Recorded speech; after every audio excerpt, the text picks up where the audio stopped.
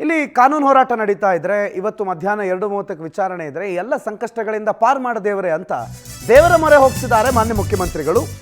ಚಾಮುಂಡೇಶ್ವರಿ ಮೊರೆ ಹೋಗ್ತಿದ್ದಾರೆ.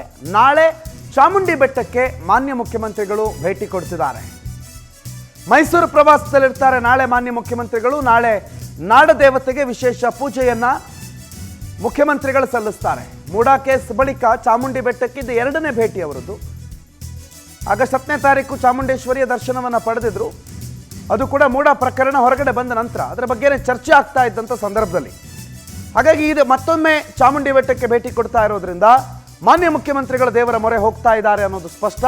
ಮೂಡಾ ಸಂಕಷ್ಟದಿಂದ ನನ್ನನ್ನು ಪಾರು ಮಾಡು ದೇವರೇ ಅಂತ ದೇವರ ಮೊರೆ ಹೋಗ್ತಿದ್ದಾರೆ ಮಾನ್ಯ ಮುಖ್ಯಮಂತ್ರಿಗಳು. ಈಗಾಗಲೇ ಬೇರೆ ಬೇರೆ ದೇವಸ್ಥಾನಗಳ ಟೆಂಪಲ್ ರನ್ ಮುಗಿಸ್ಕೊಂಡಿರುವಂಥ ಸಿದ್ದರಾಮಯ್ಯನವರು ನಾಳೆ ಮೈಸೂರಿಗೆ ಭೇಟಿ ಕೊಡ್ತಾರೆ. ಮೈಸೂರಿನ ಚಾಮುಂಡಿ ಬೆಟ್ಟಕ್ಕೆ ಭೇಟಿ ಕೊಡ್ತಾರೆ. ಚಾಮುಂಡೇಶ್ವರಿ ತಾಯಿಗೆ ವಿಶೇಷ ಪೂಜೆಯನ್ನು ಸಲ್ಲಿಸ್ತಾರೆ.